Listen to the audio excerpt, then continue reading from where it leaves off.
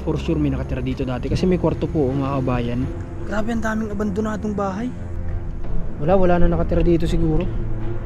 Opo. Wala yatang tao. Yung tipong pakiramdam namin ay bigo kami sa pinasok naming lugar ay hindi naman namin inaasahan na mayroon naman itong kaakibat na kabaligtaran dahil ang aming natagpuang lugar ay ganito.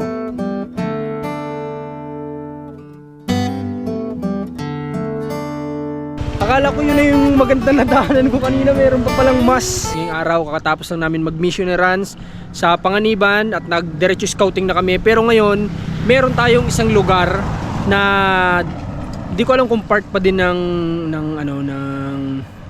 Bagong Silang o Labo siguro. So may isang lugar tayong papasukin na ito yung lagi naming nadadaanan yung papasok, pero itong looban na to hindi pa namin talaga nararating.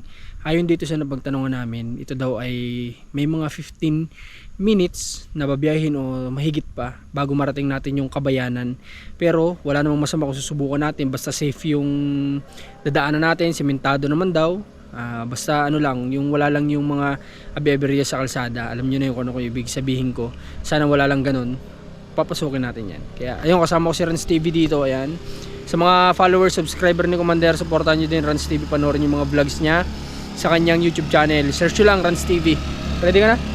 Ready na? Tara, pasok tayo. Sa totoo lang ay medyo kinakabahan kami dahil hindi kami sigurado sa lugar na pinapasok namin. Dito may mga nadadaanan din tayong maliliit na bahay.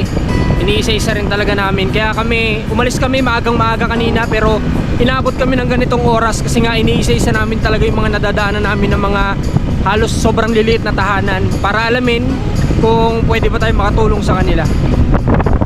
Hello! May mga katutubo tayo nadaanan. Ito, liblib na talaga to mga kabayan. Hindi pa kami dito nakakadaan. Ibang daan ito, hindi ito papunta ng ano. May mga bahay na. At hindi lang pala isang tahanan ng Manidi ang naririto dahil marami sila. May mga bahay pala dito ng Manidi, mga kabayan. Nadaanan natin. Si Commander hindi pa rin dito nakakarating. Kahit kami, first time to. Mapapansin nyo sa kalsada na ito ay basa at talagang madulas dahil kakatapos lang ng ulan. Sa pagmumotor namin, may nadaanan ako dito ang bahay. Hindi ko lang sure kung may nakatira pa, pero ayan siya oh. Ito, yung tahanan. Subukan natin magtanong kasi para may nakita akong damit ng bata. Kasi yung pinakang target ko ngayon, yung mga pwedeng mapag-aaral din. Makatulong tayo sa pag-aaral. Kaya yun talaga yung hinahanap ko ngayon. Tao po. Tao po. Tao po. Wala yatang tao. Pero yan o, sinasabi ko sa inyo, may damit ng bata, short ng bata, damit ng bata. Diba? Tsaka grabe yung bahay o. Kung dito may nakatira pa, grabe, kawawa naman. Okay, so walang tao. Anong gagawin natin dito? Wala naman tayong makakausap. Siguro sakay ulit tayo ng motorsiklo natin at babiyahin pa natin to. Ayan, yung papasok na yan. Sobrang liblib, wala masyadong bahay. At may nakita naman kami dito. Magbaka sakali tayo, baka may nakatira. Hindi kasi kita masyado sa kalsada. Tao po, ay wala na yata to. Sira-sira na yung bahay. Ay, grabe yung putik, lumulubog pa. Wala na nakatira dito siguro. Kasi tingnan nyo. Baka inabandona na ito. Ayan o. Di natin sigurado kung nakatira dati dito Manidi o ano. Pero sa nakikita ko, wala nang nakatira. Alright, tara. Diretso na tayo. Diyan tayo nang galing kanina. Ngayon dito naman tayo sa kabila. Napakadami naming nadaanan ng mga abandonadong bahay. Hindi ko alam yung reason kung bakit. Pero ang dami talaga abandonado. Habang nagmamaneho nga ako ng mga oras na ito ay medyo napapaisip na ako kung tutuloy pa ba kami o hindi. Ayan o, abandonado na naman o. Kita nyo yun? Diba abandonado rin yun? Ang dami talaga. Baka dahil sa unang-unang rason nito, liblib na kasi. O hindi ko alam, o baka hanap buhay yung wala dito. Sandali lang, may naalala ako. Nagpasok tayo dito, di natin alam kung may gasolina ka pa. Ha? Kaya pa? Kasi maliit yung tangke nito ni Rans. Okay pa naman? Sige. Okay, kaya pa naman daw. Ang inaalala ko lang si Rans kasi maliit yung capacity ng gasolina niya. Iliblib na to, wala dito mabibilhan. Okay, so may nadaanan na naman ako dito. Hindi ko sigurado kung abandonado na naman tong bahay. Ito oh. Hindi ko sigurado kung abandonado, pero para makasigurado bababain ko na lang. Ang dami ditong ganito. Hindi ko sure kung bakit. Ba tayo ng motor. Tao po. Tao po. Tao po. Mukhang wala na naman ding tao. Grabe, ang daming abandonadong bahay. Kanina pa siguro lampas ng 5 yung nakikita ko. Dapat kumbaga makapagtanong-tanong din tayo. Gaya na lang nito, isang bahay na to, nakita naman natin ayos na ayos pa, pero wala ng tao. So dito sa una-unahan mo kami, malalaking bahay na dito. Tari na nating akyatin, nandun na si Ran sa unahan. Susunod na lang tayo. Umistop lang ako kasi nagbaka sakali lang ako itong bahay na ito kung may nakatira. Tara, diretso na tayo. Ang ganda lang kasi uminit na oh. Ayun yung oras natin. Kita ba dyan? Ayan, 2:53 PM. Nagsimula kami mission ni Rans ay parang 8 or 9. Yan, mga ganyan, umaga. Pero gumising kami alas 7. Kahit na medyo puyat, mission pa rin. Tara, puntahan natin si Rans. Nandun siya sa unahan. So ito guys, another one. Abandonado din. Wala ding nakatira. Nagbaka sakali ako magtawag, pero ayun, walang tao at wala rin mga gamit dito. So di ko alam kung sa una-unahan ano ba ang dadat na natin. Tama ba yung sinasabi nila na may mga kabahayan sa una-unahan ito, o di ko alam, medyo nagdududa na kasi ako dito pa lang. Kasi ito nga, puro abandonado naman yung nadadat na natin dito. Pero pag panghahawakan natin yung sinabi ni tatay dun sa pinanggalingan natin sa taas na marami pang kabahayan dito, o baka hindi lang niya alam na nagsialisa na ang mga tao dito. Pero ganun at ganun pa man, didiretso tayo, nandito na rin naman tayo. Isa na naman po na abandonado. Hindi ko alam kung pang ilan na ito. May mga hindi pa ako nakunan kanina sa dinaraanan kasi medyo mabilis yung takbo namin. Tingnan nyo, dating bahay ito na tingin ko may nakatira dati, pero wala na, iniwan na ulit. Although may nakasampay pero walang kagamit-gamit. Sayang to kasi tingnan nyo yung mga yero nyo, magaganda po. Siguro ito nagsilbing pahingahan na lang siguro ng mga taong nagtatrabaho dito. Pero siguro for sure may nakatira dito dati kasi may kwarto po mga kabayan. Imposibleng wala. Kasi may kwarto at may hagdan nandun sa ilalim. Siguro ito meron din ito dito. Napaka cute nga sana ramdam na ramdam mo nasa province ka kapag ganito ang bahay mo, di ba? Simpleng tahanan, simpleng pamumuhay. Pero di ko alam yung mga reason nila bakit iniiwan nila ng ganyan, yung kahit pa paano pinaghirapan nila, di ba? Siyempre sigurado ako lahat naman sila may rason kung bakit nila iniiwan yung mga bahay nila. Okay, so tara, diretso tayo. Dito pa din si Ranso sa unahan natin. At mga ilang minuto pa siguro to. Mahigit ng 15 minutes kami nagbabiyahe, pero dire-diretso pa rin. Sige, hanggang marating natin yung dulo. Another one mga kabayan. Laki pa naman. Diba?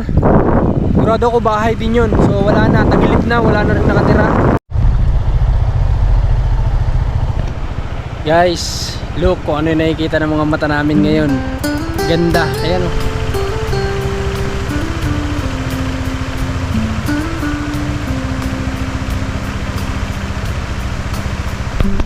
Grabe, kung hindi dahil pa sa mga scouting na ganito, hindi namin mararating yung mga lugar na ganito. Pero sobrang sarap sa pakiramdam na makakita ng ganito. Sobrang stress reliever. Tingnan nyo naman, diba? Ganyan kaganda. Kung pwede lang bumaba at hindi lang kami medyo pagod na, maliligo kami talaga dito ni Rans. Hindi namin sasayangin itong pagkakataon na makakita ng ganito o makaligo sa ganito kagandang paliguan, diba? Pero yun, sa susunod na lang siguro at pupunta na muna tayo dun sa dapat na mission natin ngayon.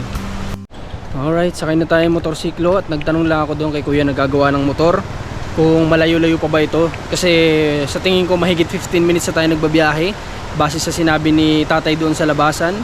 Pero sabi ni kuya naman malapit-lapit na daw ito, kaya diretsuhin na natin para makita na natin yung lugar. At yung akala ko na ito na yung maganda sa nakita ko ngayong araw ay hindi ko inaasahan na may mas higit pa pala rito. What? Grabe! Ganda dito guys! Akala ko yun na yung maganda na daanan ko kanina, meron pa palang mas. Wow! Nakarating ka na ba dito? Daling mo dito nung test na ako. May celebration kami. Ito lang sinelebrate. Ah, okay. Wow. Kung pagtapos namin ng test na. Sobrang ganda. Look. Hey! Ayan o, kulay blue yung tubig. Tapos andun o, marami naliligo. Grabe. Tapos may cottage ba yung cottage yun? Mukhang postpone muna siguro natin yung pag-scouting dito. Ligo muna siguro tayo. Pero sa susunod na lang siguro. Grabe ganda. Sobra. Ayan o. Wow. Dinevelop ano? Ilog lang siya pero dinevelop. Malalim yan oh. Kulay blue yung tubig oh. May entrance dito? Ah. Wow. Ang ganda. Kuna natin ang montage to.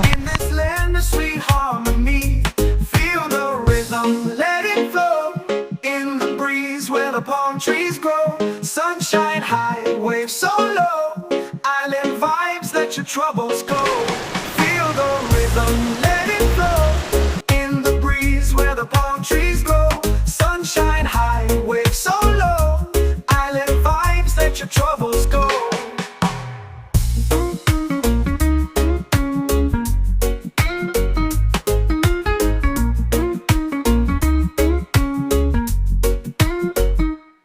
Dancing under the starry night. Taga-saan kayo to eh? Ha? Taga-saan kayo? Kanapawan po. Kanapawan? Yung ibabaw na yan. Saan ba yung kabahayan dito? Yung maraming bahay? Yan. Ah, dyan sa taas. Highway na ibabaw na yan. Ah, highway na no? Saan ang ano niyan? Labas niyan? Saan ang daan niyan? Yung papuntang Manila? Ay, toilet. Oh. Wow, dito na pala yun. Wala tayong kalam-alam. Mas malapit pala dito, no? Tapos yan, bangko bilang Ah, ito ang papuntang Labo. Dito. Tapos ito papunta Santa Elena. Okay. Ganda ng tubig. Grabe oh.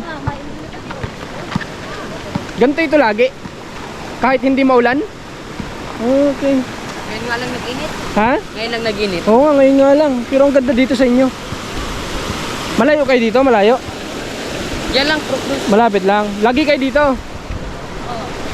Lagi kayo dito. Kasi ang ganda. May sliding po oh. Wala po pasok, naligo kami dito. Dito. May, walang entrance pag ganito. Wala po, dati po yung ice. Pag may nagbabantay dyan, may entrance dyan. Ah, pag may nagbabantay lang.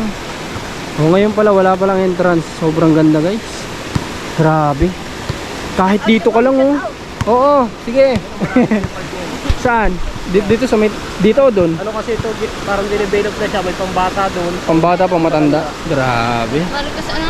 Subscribe niyo ako ha. Marcos. Marcos TV ha, hanapin mo ha. YouTube. Oo, kahit sa Facebook. Subscribe mo. Oh, ganda. Pwede yata tayo ditong bumaba. Pwede bumaba, pwede. Pare, para rin Baba tayo guys. Tingnan natin. O sige. Panoodin ka namin. O sige. Bibidyoan ko kayo. Grabing ganda. Kasi yung pa niya, ano? Oo, mamayang gabi makapanood mo na to. Ganda, guys. Ano po profile? Ano profile? Ha? Ano profile? Basta ako, tanda mo itong mukha ko. Ha, tanda mo yung mukha ko, hanapin mo. Oo. Marcos. Grabe. Ano yung spelling? Marcos, C-O-S. Tas TV. Hanapin nyo na lang, ha? Look at this place. Grabe. Grabe talaga ang Pilipinas. Maraming tinatago na mga magagandang place. Kaya sabi nung iba, mag-aano ka sa ibang bansa. Eh, nandito sa Pilipinas yung magagandang puntahan. Yung mga nasa ibang bansa nga pumupunta dito, di ba?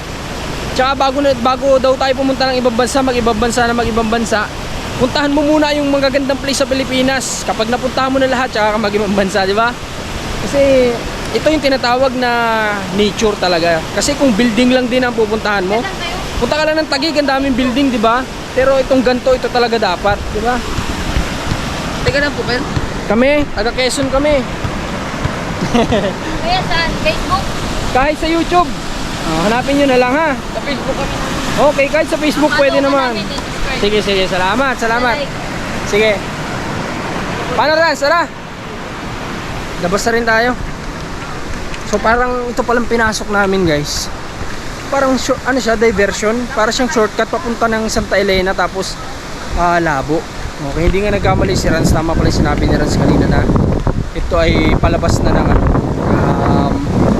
Manila, ganyan. Kapag gusto mong mabilisan, punta ka ng Manila, dito pwede. Medyo may matatarik lang na kalsada, pero safe naman kasi sementado. Oh, parang iba yung ina-expect ko. Ang ina-expect ko parang isang compound ng mga bahay o mga barangay. Iba yung ina-expect ko. Tama ka pala, labas na pala to ng highway. Ang bilis lang dito, ano? Ang lapit. Kumpara kapag Kakabila ka nga. iikot, sobrang layo. Kaya pag puro dito mahirap. 4 wheels kasi maraming paahon. Kalusong. Maliit yung daan. Maliit yung kalsada. Pero kung walang kasalubong masyado, pwede naman. Oh.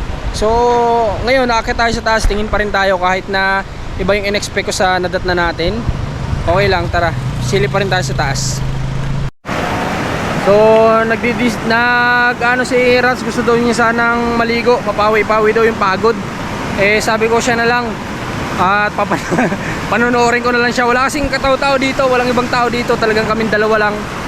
Eh sayang naman daw yung place. Gusto daw niyang maranasan ulit kasi one time nakaligo na siya dito, pero gusto niya daw ulit maligo. Kaya sabi ko siya na lang, antayin ko na lang kahit ilang minuto lang. Bahala siya, basa siyang uuwi. Kailan po ate natangay ng ano yan, ng baha? Yung Christine pala. Bagyong Christine. Okay.